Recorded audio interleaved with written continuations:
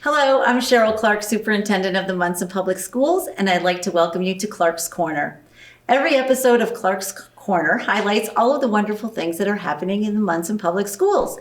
And today is no exception. I am very fortunate to be joined by all of the district counselors in the 3 schools, and they are going to share some of the things that they are doing to support our students. So welcome. So we'll just start here with Julia. So we'll just go down and introduce yourselves and your role. So I'm Julia Stone. I am a school adjustment counselor up at Monson High School and also the school counselor down at the ECC, Early Childhood Center. My name is Kristen Sheryl. I am a counselor at the high school, and we split our caseload alphabetically in grades 7 through 12. So I have the end of the alphabet with last names M through Z. I'm Maria Maloney, and I'm a counselor at Granite Valley School, working mostly with 1 and 2, but I feel like we all kind of share the grades. So I am Felicia LaChance. I'm also a counselor at Granite Valley, and kind of like Maria said, we kind of are all over, but my main focus is 3 and 4. And my name is Megan Clifford. I work with grades 5 and 6 and all the other lovely students at Granite Valley School. There are many. And I'm Ryan Deering, and I am also at the high school with Miss Sheryl, and I have A through L, 7 through 12. Okay. Well, welcome. Thank you. And as we're going down the line, I'm thinking this is a fairly new group, right? Kristen and Maria have been here probably the longest, but it's so nice to see an alum come back. Mm-hmm. Felicia graduated from Monson High,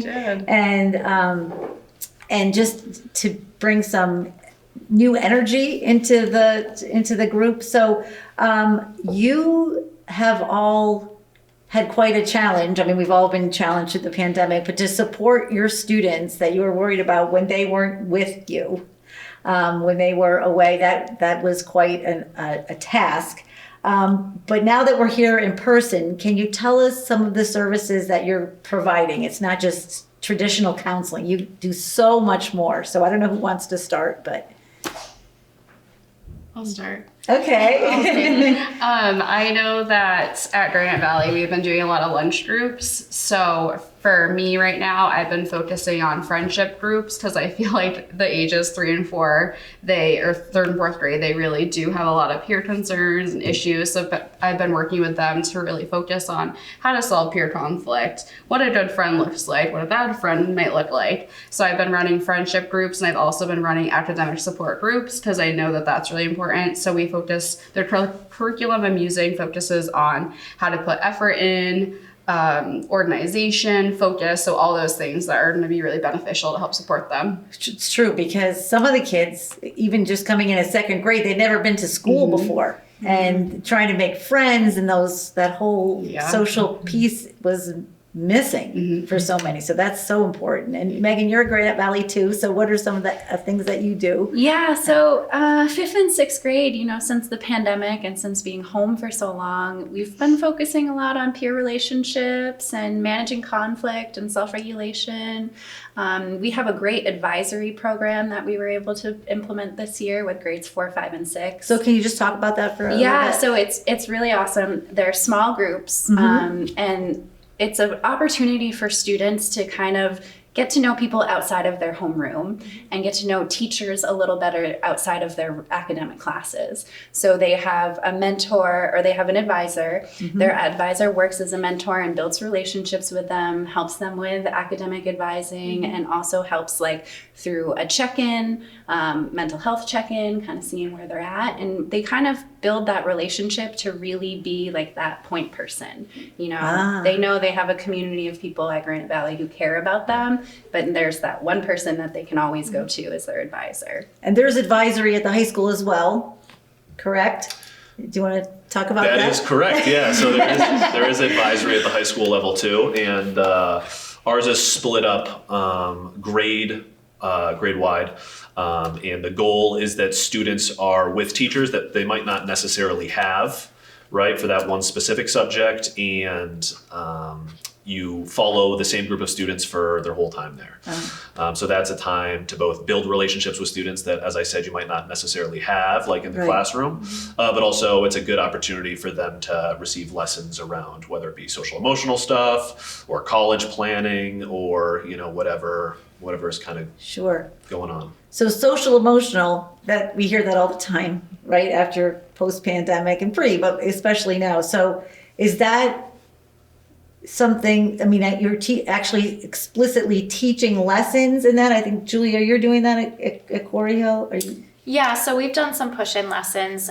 We also work with students in small groups, just, you know, some social emotional based lessons on. Even the littles need it. Yep, even Right? the little ones. We start in pre-K, so pre-K and kindergarten we're doing that already, and I think, you know, it's really nice to build it into a classroom because it's something that everybody is experiencing and everybody needs knowledge on. So, you know, being able to work with the teachers and deliver that to all students is really important. Yes, and same at Granite Valley.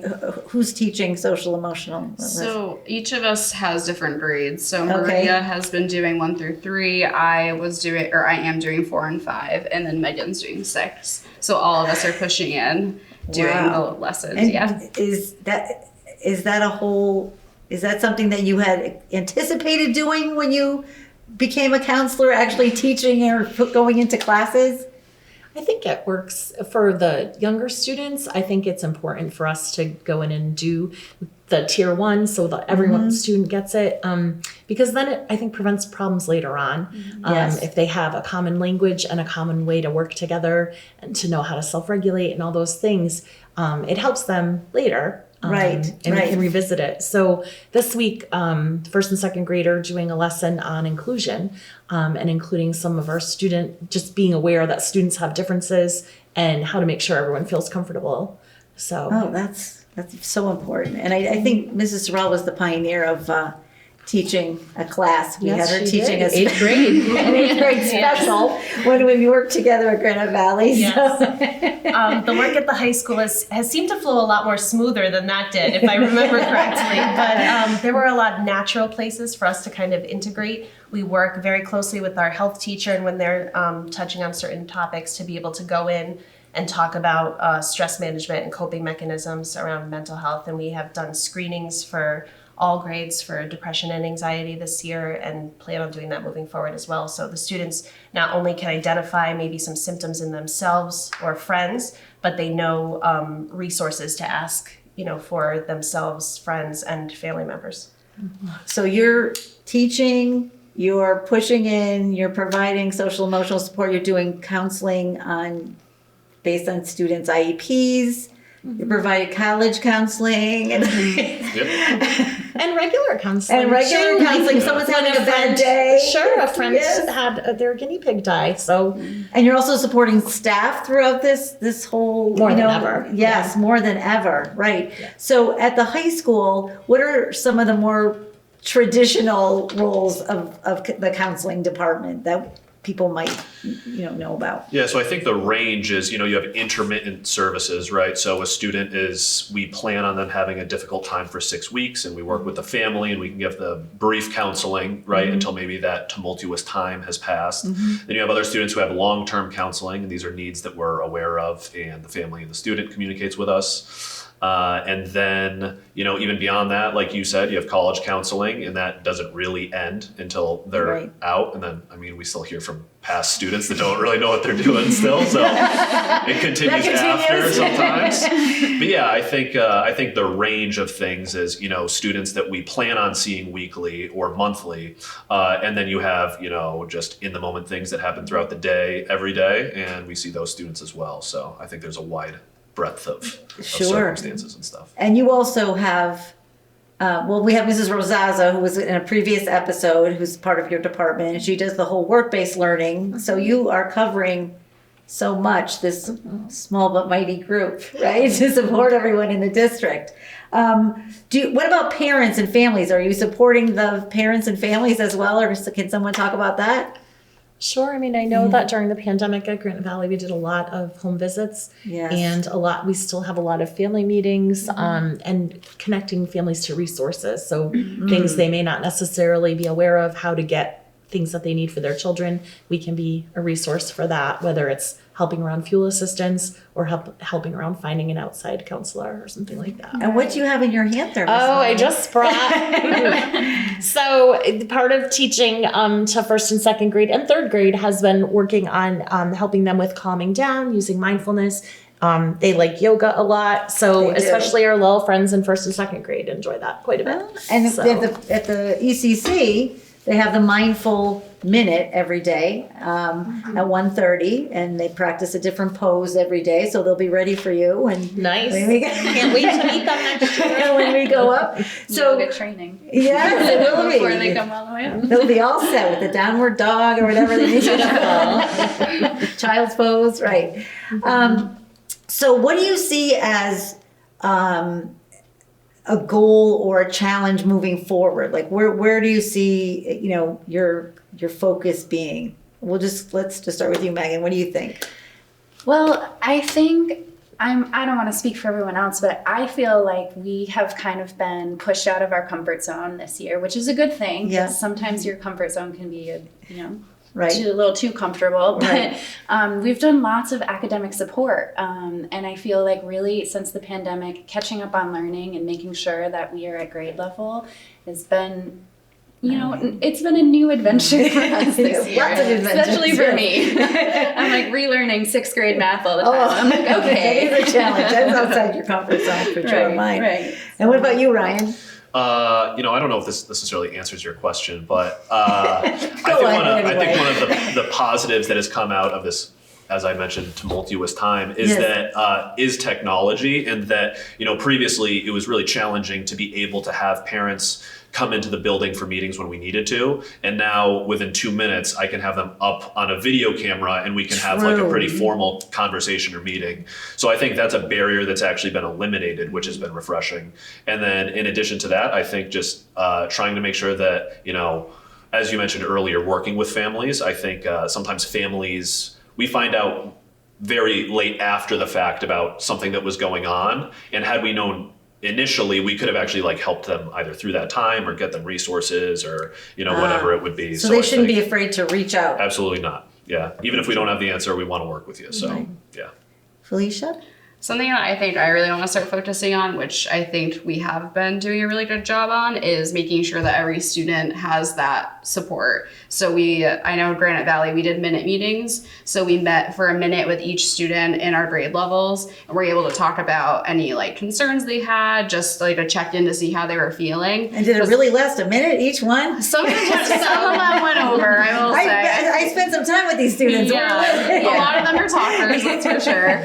But so some of them were 5-minute meetings, but it was still nice. But I think it's so important that they know they Yes. have that support system and know no matter what else is going on, they can have access to us. So I think that's something that I really want to focus on. It's very important. Be ready for learning, Yep. but they can be okay. Yeah, Maria? I look forward to families being able to come back into the school, for our bigger events, Yes. bingo for books or Yeah. something like that. I'm hopeful for next year that we can do some of those. Well, we're having the Open house, and then Yeah, we're having and something at the showcase, high right? school for parents, and perhaps the new schedule, and ECC's having their bingo night in person. So that is, It'll be great So- to see all the families again Right. and have some fun with them in the I evenings. know. And there was a dance at the high school. There was. It Yeah. was very, yeah. Neon. Yes. And what about you, Kristen? I agree with everything that's been said. I also am looking forward to some of our larger events returning in person. We're in the middle of planning Senior Signing Day, which has always been a really exciting time for the seniors and their families. And so tell me about that. So Senior Signing Day is, we'll have the 8th annual one this year, Yes. and we're recognizing every student in the graduating class for their plans post-secondary, so after high school. Everybody will have a plan that they'll be able to share with all of the school community and outside community and families. So we're really looking forward to that. It's been very well attended, and we get a lot of great feedback on it. So And we're one of the only districts around that does that. yes, And yep. kind of spearheaded and blazed the trail there with We that. were one of the first schools in Massachusetts to start it, and Yeah. like I said, it's our 8th annual one now. Right. We have done the last 2 virtually, so we kept it going even during the pandemic. Right. But we're really excited to have that back In person, yes. And Julia, you see the little and the big. Yes, both ends of our All right. district. I guess focusing more on the littles for now, I would say, I'm excited to continue working with the teachers and other staff in there to be able to push in and just start some of this information that I'm seeing is going on, later on in their school years, and just familiarize students with it and continue to kind of integrate that into their curriculum down, at the lower level. So they have that language and they have that understanding as they, As they move move on through. through school. Yeah. Well, I can't thank you enough for everything you do. You're just quite a group. Very blessed, all of us, to have you here. And I appreciate you joining me. And I would like to have you come back to report on how things are going and let us all know how the kids are doing. So thank you so much. And thank everyone for watching this episode of Clarke's Corner. And we look forward to bringing you more episodes about everything that's happening in our schools. Thank you.